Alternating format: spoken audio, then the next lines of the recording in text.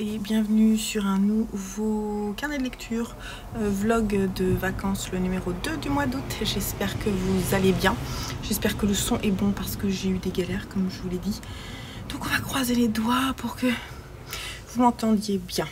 J'ai déjà commencé à ma semaine de lecture en fait hier. J'ai déjà lu une BD et on a fini un livre, je vais vous les montrer. Donc en BD, j'ai lu celle que j'avais notée pour le feuilleton de l'été, je crois, ouais, qui nous a été offerte par ma belle-sœur à Noël. En fait, elle a été offerte à mon homme et je l'avais mise moi dans ma wishlist, donc j'étais contente. Donc c'est Sangoma, les Damiers de Cape Town, écrit par Caril Ferré et dessiné par Corentin Rouge. On est aux éditions Glénat. C'est une très belle BD, assez longue, que j'ai lue en 2 jours. Qui est, on va dire, une enquête policière sur fond donc faite par le lieutenant Shane Shepherd, qui est trop beau. J'aime bien son dessin, j'aime bien le personnage du lieutenant, je le trouve trop beau. Bon, après je sais pas si vous allez le voir correctement. J'ai trouvé les dessins de Corentin Rouge très chouettes. Je trouvais qu'il y avait vraiment, que ça participait à une ambiance très chaude, poussiéreuse, violente. Enfin, je sais pas si vous allez voir, je vous montre quelques planches. Voilà, donc on est sur fin d'apartheid, ambiance, on va dire, on est sur une exploitation qui est gérée par des blancs qui, il y a 20 ans, perpétrer encore par exemple les noirs qui étaient punis étaient encore fouettés. Donc ça commence par une scène très violente comme ça, qui se passe 20 ans auparavant. Le personnage, le directeur, enfin le chef de l'exploitation en fait rattrape un homme noir et il va le battre, en fait, il va le fouetter. Et les 2 enfants qui sont là vont être deux personnages qu'on va voir ensuite plus grands. Donc c'est plutôt il y a 10-15 ans, on va dire. On va les retrouver plus grands. Tous les 2 très têtus, opiniâtres et comment dire, très, oui, je sais pas, voilà, ils savent ce qu'ils veulent faire. Elle, c'est la jeune fille qui va hériter de l'exploitation. Et lui, c'est celui qui va vouloir défendre les Noirs pour ensuite, parce qu'il estime que la propriété en fait a été volée aux Noirs pour être dirigée par les Blancs, que ça devrait être l'inverse. Donc ensuite, il y a toute une ambiance politique justement sur la répartition des propriétés et le fait que justement ça doit être redistribué aux Noirs, et on sent que le climat est très chaud, très sulfureux, et on va suivre différents personnages, notamment le directeur de l'Assemblée qui est là, qui est noir, sa fille qui en fait est l'amante du lieutenant, et elle couche avec ce personnage qui est juste à côté là, qui est assez insupportable et qui en fait défend les droits des blancs contre les noirs. Donc voilà, il va y avoir du sexe, de l'amour, donc c'est vraiment une BD adulte, du sexe, de l'amour, une enquête policière, des meurtres, des trucs un peu chelous, de vaudou. Donc c'est toute cette ambiance que j'ai trouvée vraiment assez fascinante, assez chouette, et voilà, sans trop en dire plus, parce que je fais des vidéos à rallonge. J'ai beaucoup aimé et je suis contente de l'avoir dans la bibliothèque. Et en fait, ça me tente d'aller lire Caril Ferré, surtout que j'ai Zoulou dans ma bibliothèque. Il n'est pas dans la pile à lire, mais il est dans la bibliothèque. Voilà, donc peut-être un jour je dirai Caril Ferré.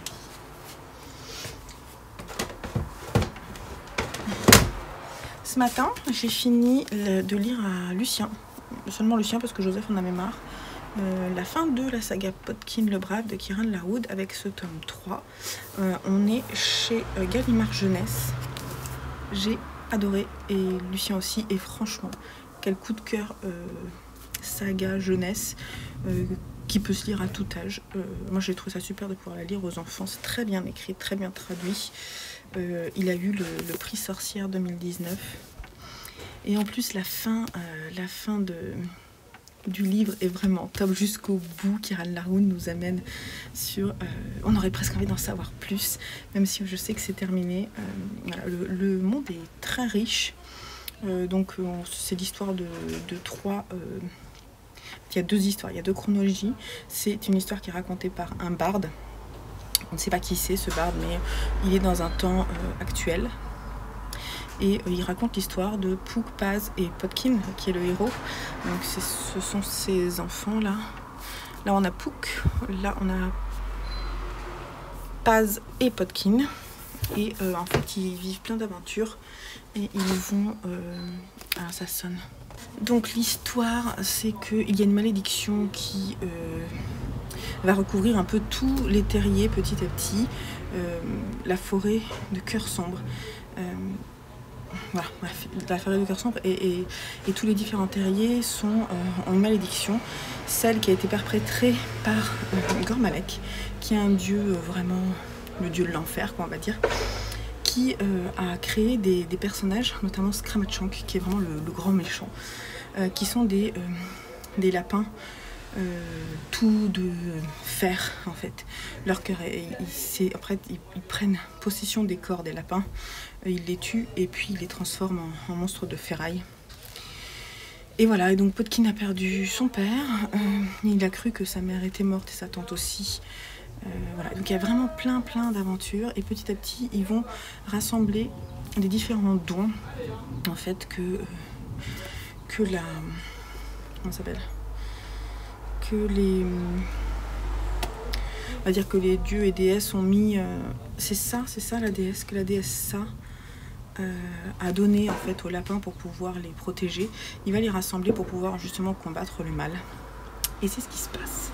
Mais c'est pas que ça, il y a plein de subtilités dans cette histoire. C'est vraiment un monde fantasy anthropomorphique super intéressant. Qui va parler autant aux jeunes qui va faire rire. Moi ça m'a fait beaucoup rire, sourire en tant qu'adulte. J'ai adoré le lire à mes enfants et je vous le conseille. Regardez-moi en plus ces superbes couvertures. Je vais faire une chronique des trois sur Instagram prochainement. Il faut que j'arrive à faire une belle photo. Voilà.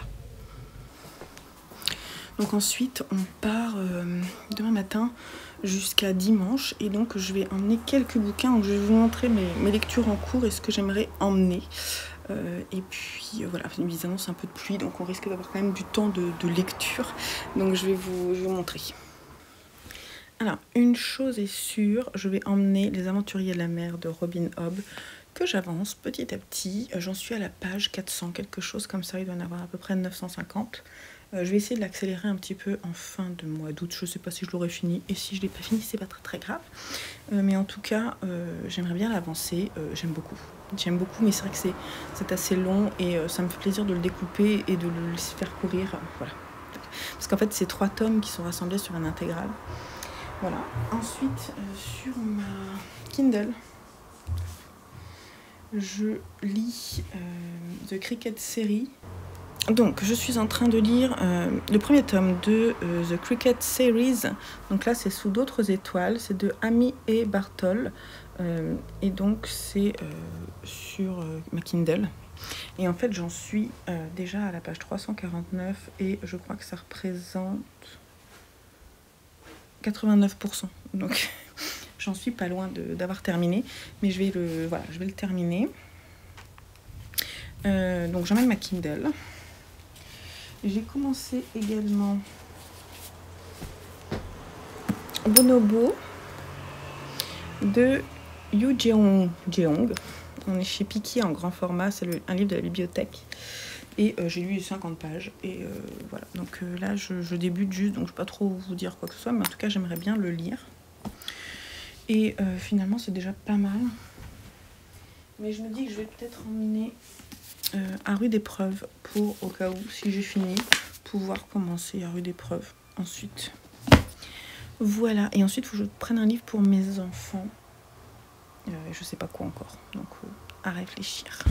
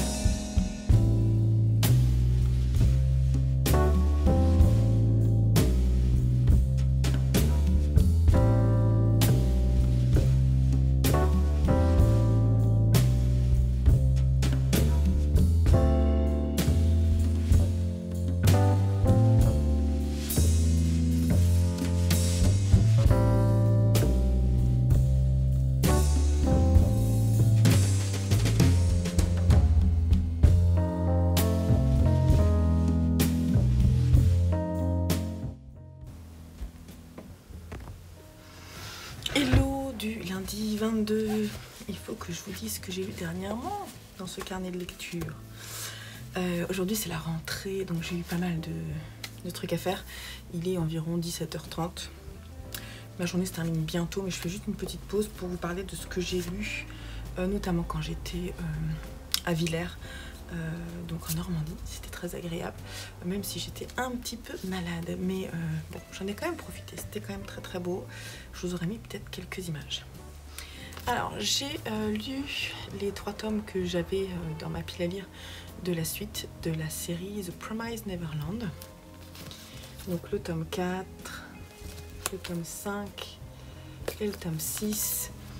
Un scénario de Kaiyu Shirai et un dessin de Pozuka Demitsu. On est chez Kaze et c'est classé shonen. J'ai beaucoup aimé.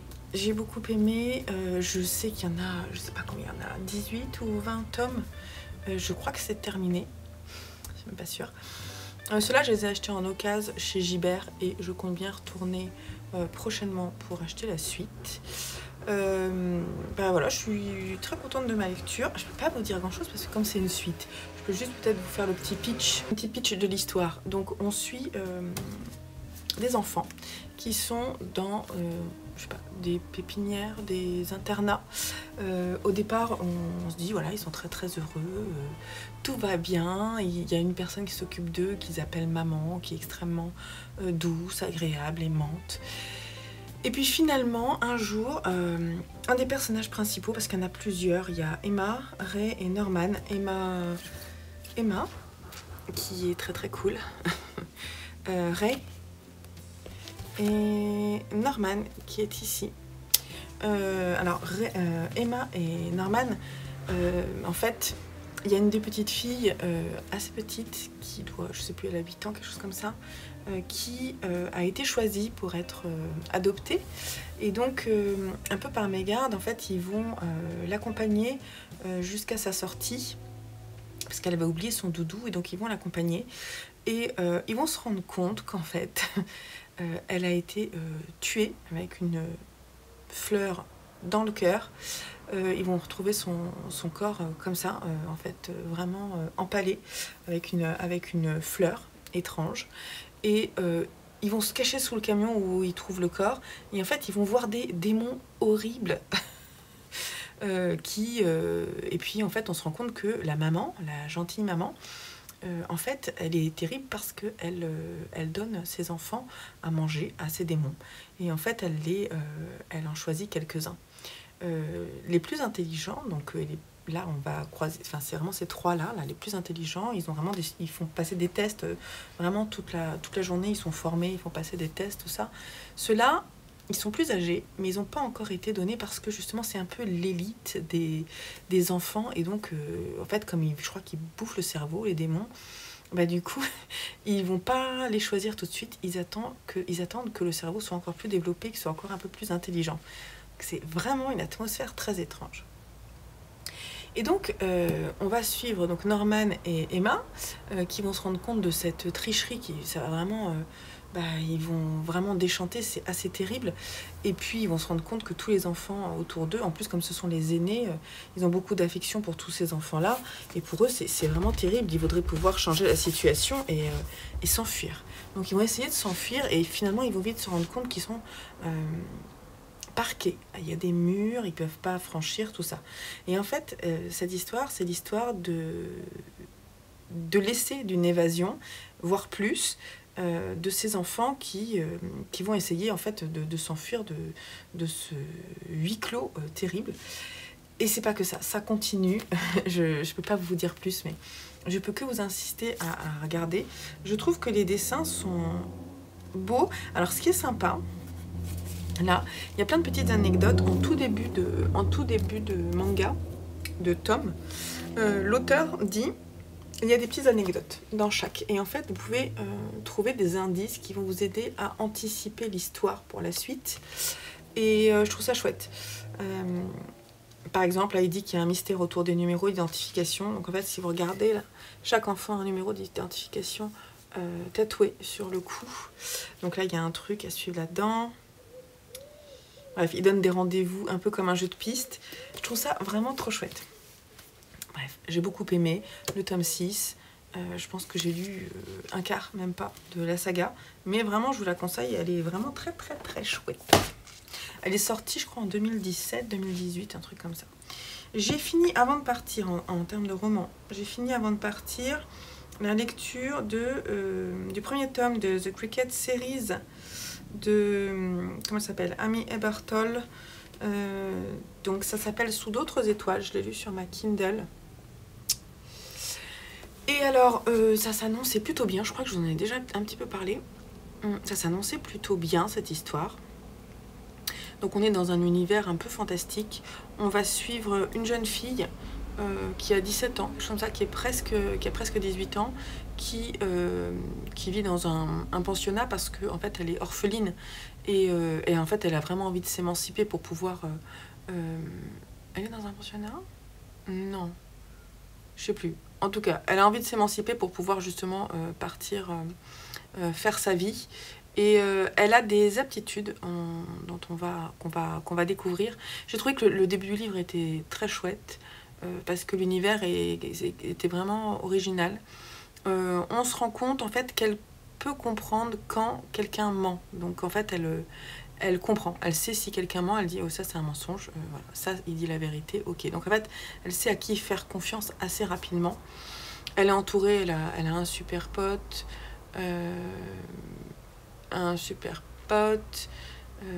et puis elle a pas mal de petits boulots, donc elle est voilà. Et puis finalement en fait très vite on va se rendre compte que il y a plusieurs personnes qui veulent la kidnapper. Et on ne sait pas trop pourquoi, mais en tout cas, ce qui est clair, ce qu'elle comprend rapidement, c'est qu'on veut la ramener quelque part. Elle ne sait pas trop où. Et d'abord, il y a un premier groupe qui va essayer de la kidnapper, qui ne va pas réussir parce qu'elle est rapide et intelligente. Et ensuite, un second groupe, parmi lesquels elle voit qu'il y a pas mal de personnes qui mentent, notamment le leader. Donc, elle arrive à s'enfuir, mais extrêmement difficilement. Et finalement, elle va retrouver le premier groupe et elle va les suivre. Elle va les suivre parce qu'elle est complètement acculée et... enfin, elle va pas les suivre, elle va se faire je me souviens plus. En tout cas, bref, elle est obligée de partir avec le premier groupe. Parmi ces personnes-là, ce sont 3 hommes extrêmement baraqués. Il y en a un qui est particulièrement beau. Et voilà. Mais elle les déteste parce que forcément, elle est un peu leur otage. Et en fait, ils vont la ramener dans un autre univers. À chaque fois, elle est à 2 doigts de mourir. Hein. Et ils vont la ramener dans un univers qui n'est pas sur Terre, qui est un univers parallèle, qui est un lieu, en fait, où il n'y a que des personnages magiques, en fait, qui ont des aptitudes particulières. Et en fait, Cricket, notre héroïne, on va se rendre compte que en fait, c'est la fille d'un couple qui est mort, mais qui était très influent et très important parce que elle, en fait, elle avait des aptitudes, la maman, elle avait des aptitudes justement de prêtresse, donc elle pouvait connaître l'avenir et le partager aux personnes placées en fait dans la société, haut placées dans la société. Et donc à différents univers, elle va être ramenée dans un univers, je me souviens même plus des noms, vous vous souvenez, vous voyez, ça fait une semaine en fait, je me souviens plus des noms, mais enfin il y a tout un univers fantastique, et donc elle fait partie, on va dire, des gentils qui veulent pas forcément lui faire du mal.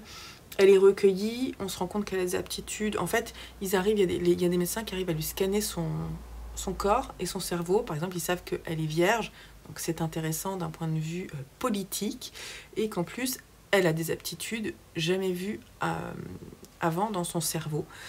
Elle a des pouvoirs qu'elle ne connaît pas encore. Et donc Cricket, elle découvre tout ça aussi. Et alors, elle est loin d'être passive. Elle est vraiment active. J'ai beaucoup aimé son personnage, même si à un moment, il y a eu un truc, il y a eu un petit twist, parce que forcément, parmi les personnes qui l'ont prise en otage, finalement, ce sont surtout un peu ces anges gardiens qui vont la protéger finalement. Et bien sûr, il y a une romance avec un des personnages. Et à chaque fois, en fait, il y a toujours ces descriptions un peu gnangnan, genre elle est toujours près de lui, elle est contre lui, parce que c'est une pauvre petite fille, enfin une pauvre petite femme, entre guillemets humaine, qui est vraiment toute rikiki, et donc elle a besoin d'être portée tout le temps, elle est toujours presque à 2 doigts de mourir, donc il la sauve tout le temps, la mettant contre son torse musclé, tout ça, et elle peut s'empêcher en fait d'avoir du désir pour lui. Bon, ça m'a en fait ça m'a fait lever les yeux, et à un moment, on va dire un peu plus de la moitié du livre, je me suis dit, au fait, finalement, le fond de l'histoire, c'est pas forcément le côté politique qui, en plus, est pas si intéressant que ça, parce que tout tourne autour d'elle, alors qu'en fait, ça serait intéressant d'avoir plus d'histoire autour pour savoir quelles sont ces différentes contrées, ces différents peuples. J'ai mon chat qui miaule. Alors c'est un peu donné, mais pas tant que ça. Finalement, c'est surtout de la romantaisie et surtout de la romance. Et en fait, même si elle sent qu'elle est importante, elle va prendre toutes ses décisions pour rester avec le gars avec lequel elle se sent bien, quoi. Et côté stratégie, finalement, du coup, ça tombe un peu, je trouve. J'aurais préféré garder l'héroïne badass, quoi. Et effectivement, peut-être un fond de romance, mais pas aussi présente. Je trouve qu'il n'y a pas d'intérêt. Pim, arrête. Bref, j'étais déçue. Et malheureusement, je ne continuerai pas la lecture. Je crois qu'il y a 2 tomes en plus. Je ne continuerai pas la lecture. Je crois que c'est Young Adult. Il est extrêmement bien noté. Moi, j'ai mis 3,5, un truc comme ça. Je trouve que c'est bien écrit. Et franchement, le livre, il est bien construit. L'histoire, elle se laisse lire sans problème. Mais trop de romance pour moi, et vraiment trop de romance. Je comprends pas pourquoi mettre autant de romance. Et puis en plus, tous les hommes sont complètement épris d'elle. Toutes les stratégies politiques sont liées au fait qu'on la désire, quoi. Alors non, moi, je suis pas d'accord. Enfin, il y a un moment, ça m'énerve même, en fait. Parce que je me dis, bah, nous, les femmes, on n'est pas juste ça, quoi. Enfin, on peut avoir un poids politique autrement que sur notre physique. C'est pas parce qu'on est canon que forcément on a un rôle politique à jouer. Vous voyez ce que je veux dire? Ça m'énerve, en fait, ça m'a énervé. Bref, donc je ne lirai pas la suite. Et je vous le conseille pas vraiment, en fait, même en young adulte, même si vous êtes plus jeune et tout, je trouve ça décevant. Voilà, j'étais déçue. Sinon, j'ai lu également Bonobo de Yoo Jeong. Voilà. On est chez Piquier, c'est un livre que j'ai emprunté à la bibliothèque. Pareil, j'étais un petit peu déçue. En fait, je pensais vraiment être embarquée dans cette histoire. Le pitch est chouette parce qu'on nous dit très vite que voilà, on va suivre le personnage de Ginny qui consacre sa vie à l'étude des primates. Elle a perdu sa maman, elle est orpheline. Elle participe, en fait, elle va rencontrer, dans le premier chapitre, elle rencontre une bonobo dans une cage. On ne sait pas trop quand. En fait, on est un peu dans le passé par rapport à l'histoire actuelle. Et il va se passer un truc, genre un éclair, un orage. Et en fait, elle va rentrer un peu en connexion avec cette bonobo. Et stop, on s'arrête là. On ne sait pas trop. Ensuite, on retourne en fait dans le présent. On suit toujours Ginny qui est soigneuse et qui est dans un service de sauvetage et de soins des primates. Et elle a vraiment développé beaucoup d'aptitudes. Elle a une 30aine d'années, quelque chose comme ça. Elle a l'air un peu... Je trouve que son personnage est assez terne. On ne sait pas trop qui elle est, d'où elle vient, pourquoi elle est là. Enfin, pour moi, son personnage est assez... se laisse un peu aller par les situations. J'ai pas trouvé passionnante. Voilà. Et donc, on va suivre son personnage. Elle va...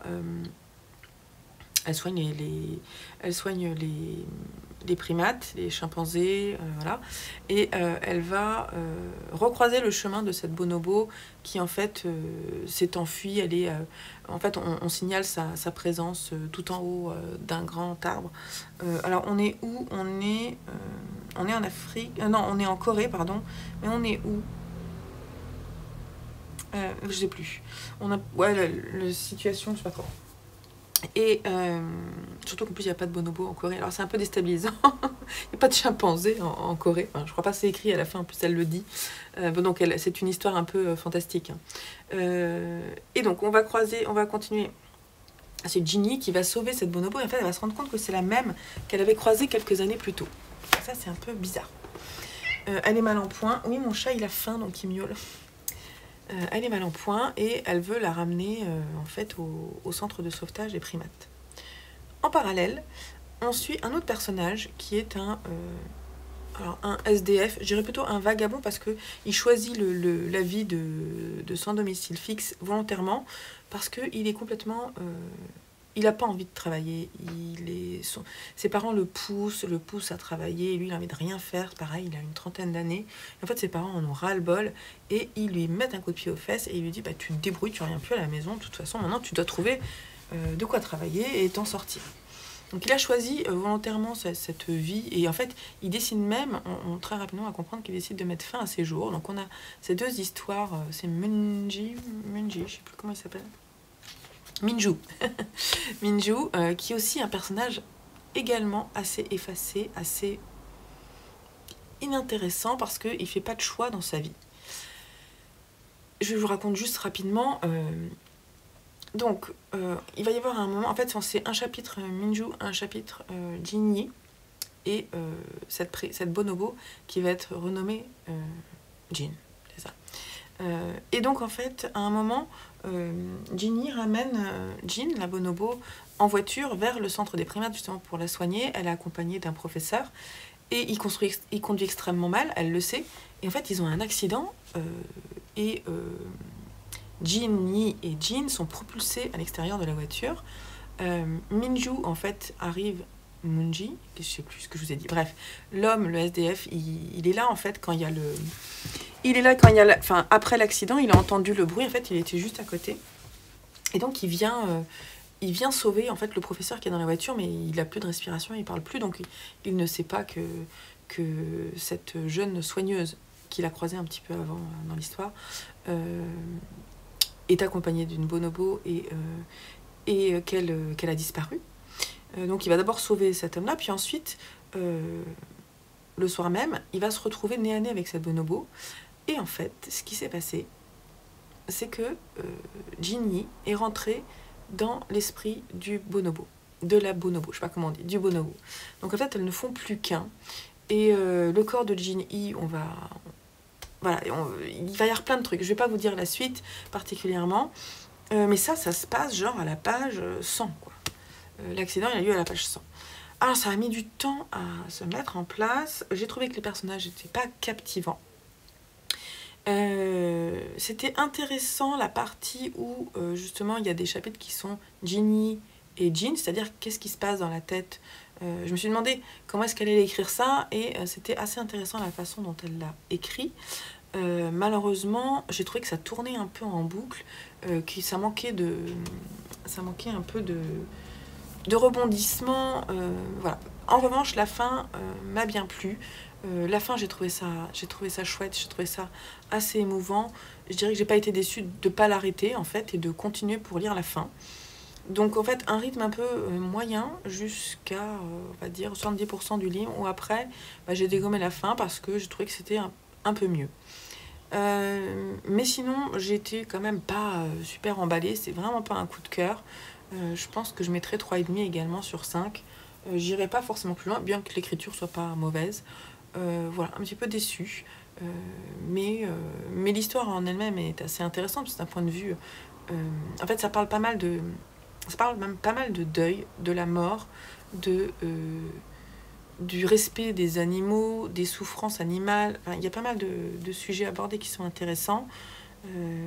Voilà, donc j'ai appris des choses sur les bonobos. J'ai quand même, voilà, c'est pas un livre qui m'a laissé complètement indifférente et j'ai bien aimé la lecture, mais sans plus non plus, voilà. Mais c'est un livre coréen, j'avais pas forcément lu de livre coréen, je crois. Avant j'avais lu surtout des BD, donc voilà, c'est fait.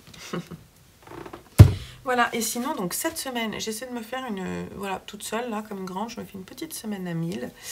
J'ai commencé ce matin à Rude Épreuve, qui est le tome 2 de la saga des Casalets de Jane Elizabeth Howard, si je dis pas de bêtises, et ça y est, je suis bien rentrée dedans, finalement. J'avais peur d'avoir laissé un peu trop de temps, mais ça y est, les personnages reviennent. Je continue Les Aventuriers de la Mer. J'ai aussi Les Impatientes de Jaili Yamadou Amal, en audio que je vais continuer et j'aimerais avancer Un barbare en Asie d'Henri Michaud que je voulais lire ce mois-ci, que j'ai commencé mais qui, bon, me plaît pas trop. Je vais voir si ça me plaît un peu plus, sinon j'abandonnerai peut-être, mais enfin voilà, je pense que je vais le feuilleter plus qu'autre chose, mais pour voir vraiment ce qu'il en est, pourquoi il a écrit ça, comment il l'a écrit, tout ça. Donc je pense pas l'abandonner, mais je vais voir comment je vais le lire en fait, parce que c'est pas passionnant, c'est pas... voilà, en plus c'est un aperçu d'une société qui a 50 ans, voire plus. Ouais, je dirais. Donc pour moi, c'est plus vraiment représentatif de l'actualité, mais l'écriture d'Henri Michaud est quand même chouette, donc rien que pour ça, je vais continuer.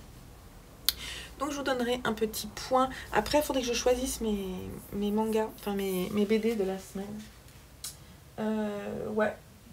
Et dans l'idéal, ah oui, vous voyez peut-être un peu derrière là, j'ai sorti ma valise parce que j'ai sorti en fait les livres de l'été que j'ai pas lus. Faudrait que je vous fasse un petit point sur le feuilleton de l'été, je sais pas trop quand. Et j'ai commencé à mettre les livres que je veux lire pour l'automne, parce que ce matin j'ai vu que Cécilia Cherry Blossom sur Instagram a partagé son challenge Happy Fall Challenge, et j'ai commencé à écrire et à choisir mes bouquins pour son challenge, et j'attends avec grande impatience le Pumpkin Autumn Challenge de Guy Mosterrier, parce que j'ai très hâte en fait de commencer mes lectures d'automne.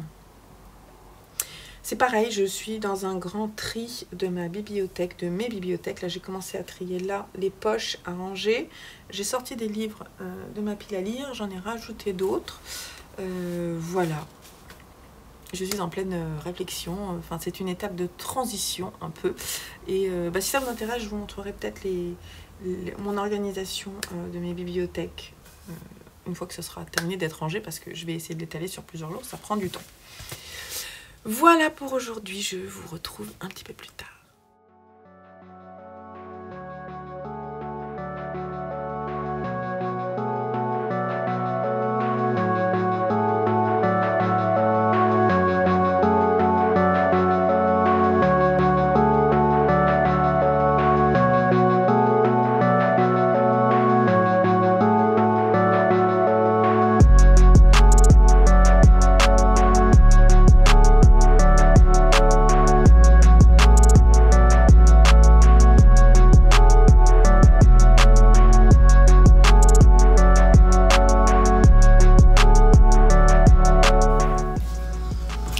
Hello du mercredi, il est 16h46, j'ai fait 50 000 trucs, je viens de me faire un sirop d'orgeat parce qu'il fait extrêmement chaud. Je reviens de la bibliothèque et je vais vous montrer ce que j'ai pris. J'ai pris que des choses pour moi, mes enfants n'étant pas là, ils y retourneront tout seuls vendredi. Donc c'est parti. Alors, rayon manga, pour changer.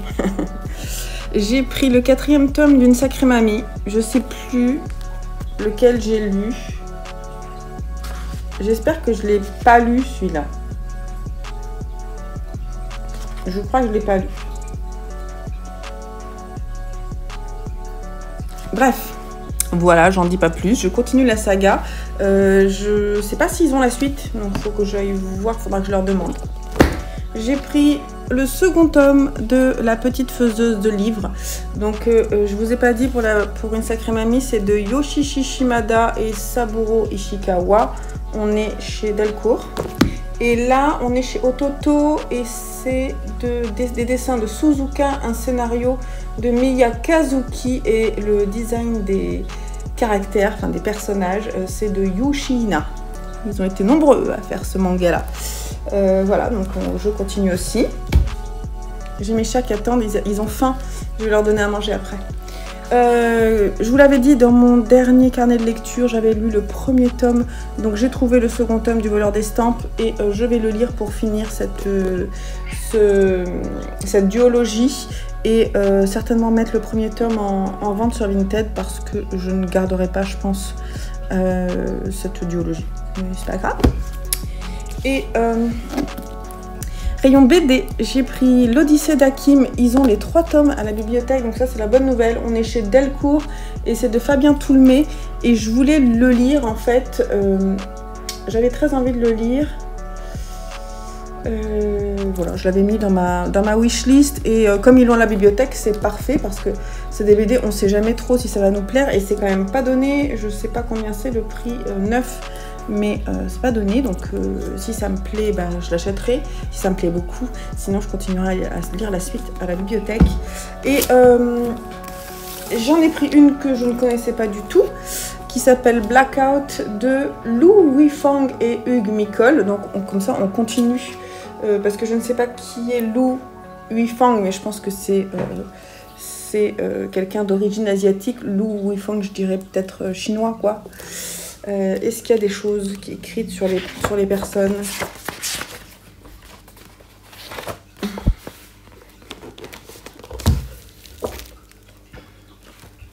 Bref, je ne sais pas. Non, j'ai un chat qui a faim. Bref, c'est édité chez Futuropolis. Je ne sais pas du tout de quoi il est question. On est à Los Angeles en 1936. On va certainement parler de ségrégation. Voilà. Et des productions hollywoodiennes. Je ne sais pas si vous connaissez. Donc voilà. Donc ça, c'est ce que j'ai pris au rayon graphique.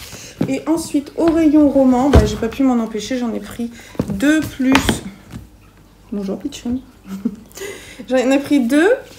Je lirai peut-être pas les 2. J'ai très soif.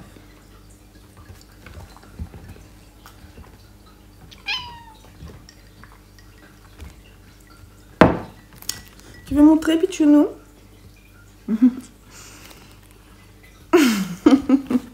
Donc j'ai pris La vie en chantier de Pete Fromm qui était dans ma wishlist. On est chez Gallmeister. J'en ai entendu beaucoup de bien et je connais pas du tout la plume. J'en ai entendu beaucoup de bien aussi, mais pas que du bien. Donc j'avais envie de me faire mon avis. Voilà, donc je sais pas, la construction a l'air chouette. Ça a l'air d'être une construction chronologique avec des chapitres assez courts, rythmés. Donc ça peut être chouette. Je vais te donner à manger. Et j'ai pris aussi Le chant de nos filles de Deb Spera, que j'avais aussi mis dans ma wishlist. Je ne sais plus, j'avais vu quelqu'un en faire une chronique vraiment élogieuse sur Booktube. On est chez Charleston. Et voilà, peut-être que je le lirai, je ne sais pas. Et au rayon poésie, j'ai pris Et demain le soleil reviendra de Pauline Bilizari. Et on est chez Hors des lignes. Ce qui m'a plu, c'est qu'il y a des dessins. Et voilà, un peu à la Rue Picor, mais peut-être que la plume me plaira plus. On va voir. Ok. Je crois qu'il est temps que j'aille m'occuper de ce chat.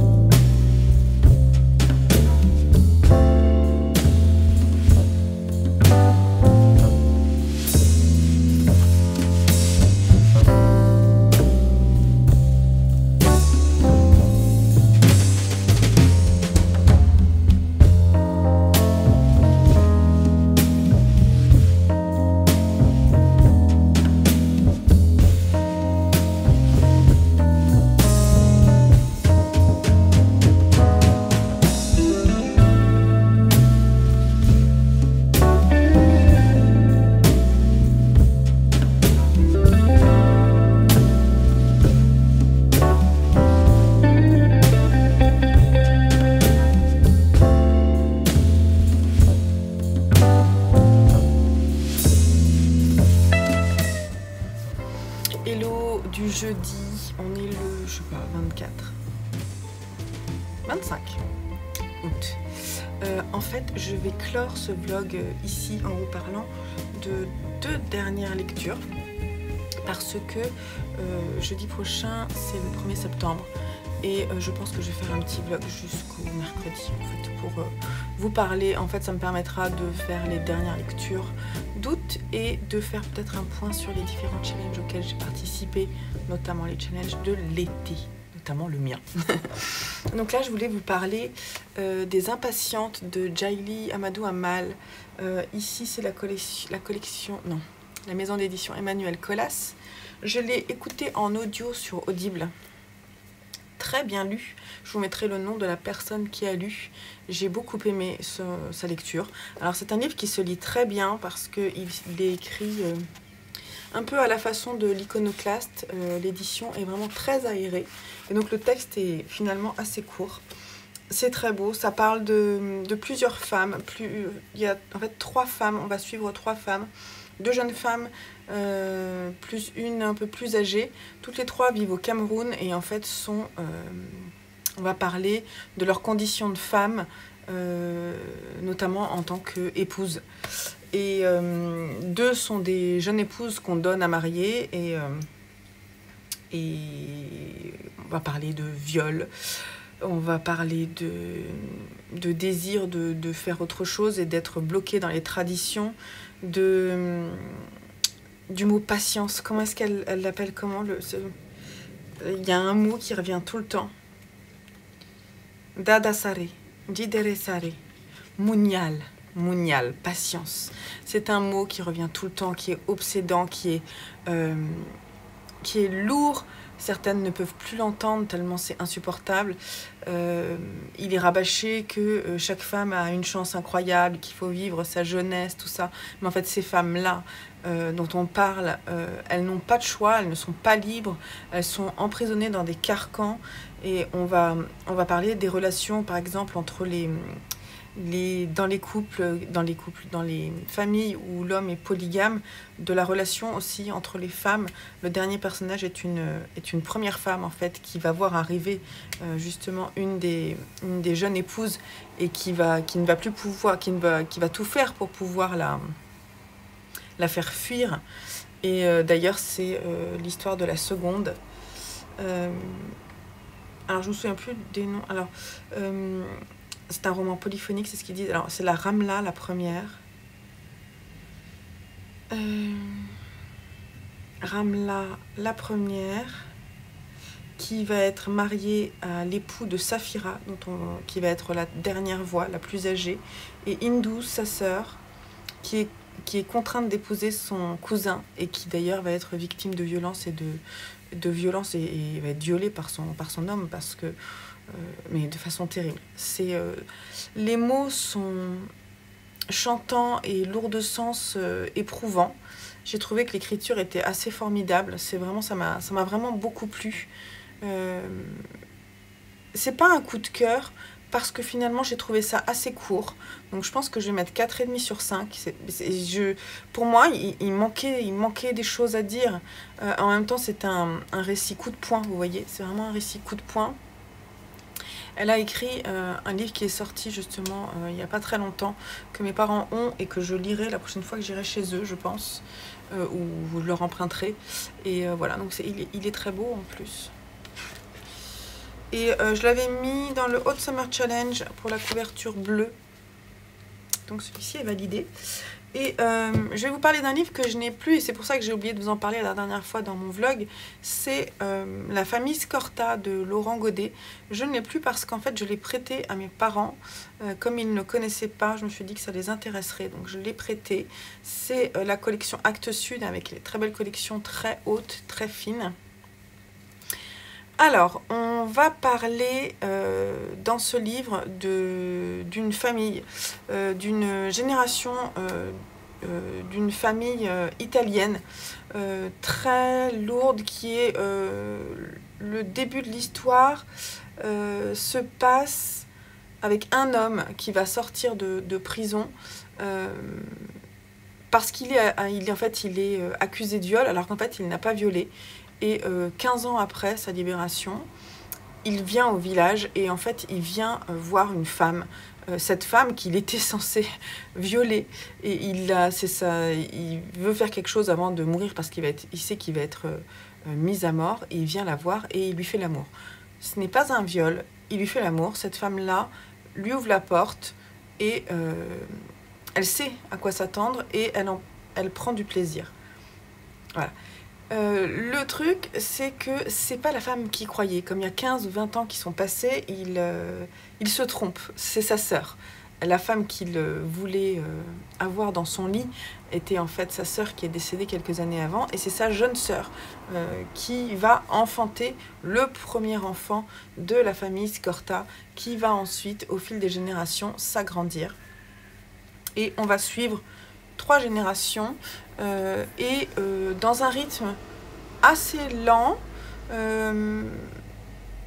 où la tradition est très forte. Alors l'histoire est construite avec la voix d'une des petites filles de cet enfant qui, je me souviens plus de son prénom, qui en fait est à la limite de perdre la mémoire et donc qui veut se confier aux prêtres. Et bon, en tout cas, les prêtres sont vraiment très importants dans ces familles parce que c'est important de les avoir de son côté pour pouvoir cautionner un petit peu tout ce qu'on fait, même si ce qu'on cautionne n'est pas très bien.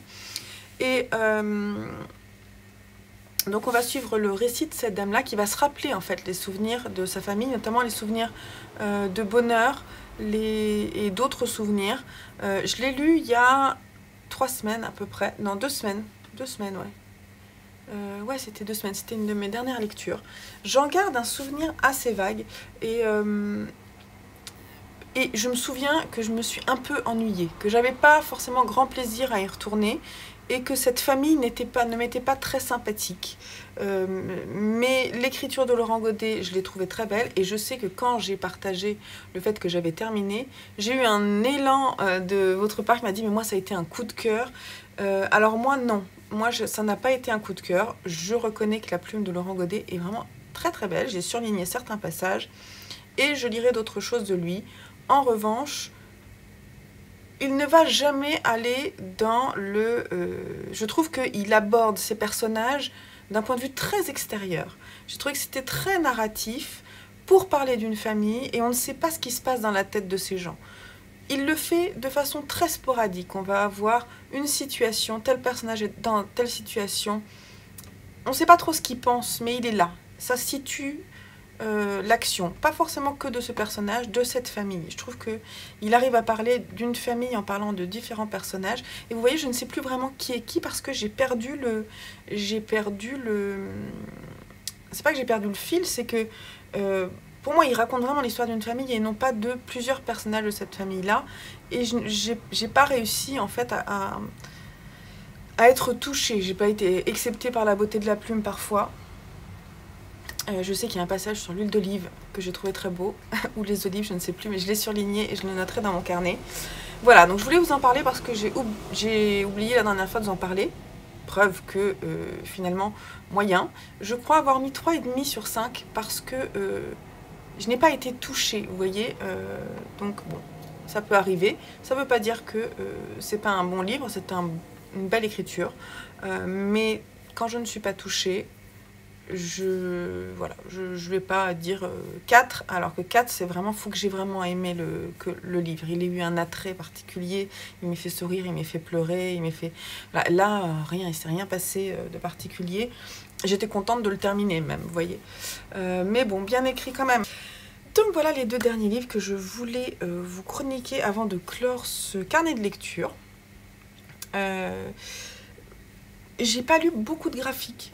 Donc je ne peux pas trop vous dire plus, mais je prévois d'en lire parce que surtout il y en a plusieurs qui sont arrivés dans ma pile à lire. Là j'ai vraiment des grosses choses en cours. J'ai Les Aventuriers de la Mer et la saga des Casalets.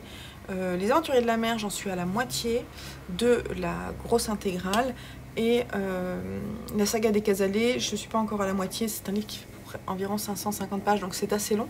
J'espère pouvoir le terminer en fait... fin du mois.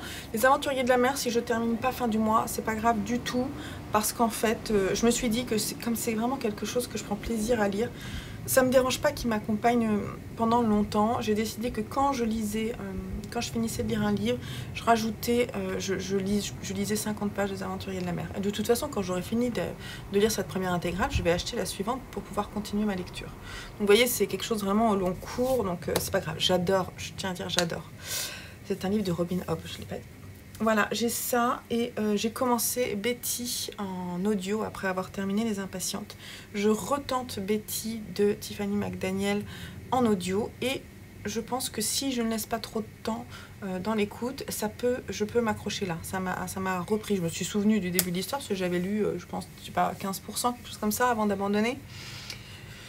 Donc voilà, je retente. De toute façon, il est dans ma tout doux de lecture entre guillemets pour les éditions du Seuil, puisque c'est un des livres préférés de ma meilleure amie Sophie, et donc il me tient à cœur de le lire en intégralité depuis en avoir parlé avec elle. Voilà. Je vous fais des gros bisous, je vous dis à très vite pour un nouveau carnet de lecture, mais là il y a un book haul qui arrive aussi, enfin il est déjà passé je pense, je vais faire le montage aujourd'hui avant ce carnet de lecture, et je voudrais faire la pile à lire de septembre aussi. C'est pour ça que je termine ce vlog là. Je vous fais des bisous, bonne lecture, à très vite sur la chaîne, bye bye.